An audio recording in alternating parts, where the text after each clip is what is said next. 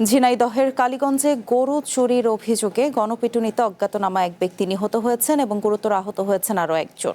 শুক্রবার মধ্যরাতে উপজেলার বারোবাজার ইউনিয়নের বাদুরগাছা গ্রামে এই ঘটনা ঘটে। স্থানীয়রা জানান, মধ্যরাতে গোয়ালঘর থেকে গরু চুরির বিষয়টি টের পেয়ে বাড়ির মালিক চিৎকার শুরু করলে এলাকাবাসী ধাওয়া করে দুজনকে ধরে ফেলে গণপিটুনি দেয়।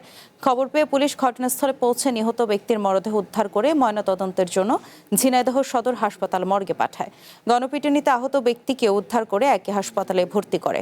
পুলিশ জানিয়েছে, পরিস্থিতি বর্তমানে নিয়ন্ত্রণে রয়েছে এবং হতাহতদের পরিচয় জানার চেষ্টা চলছে।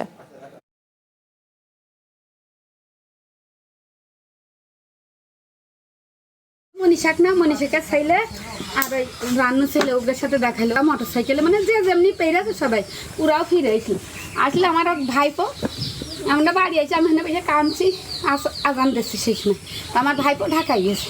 লোকজনের দেখে পিক আপ মনে করেন যে যশোর মুখ টেনে চলে গেছে, ওই চোর দুটো জাতি পারিনি, তবে সাধারণ হাজার হাজার লোকজন ওই চোরের ধরে মারধর করেছে।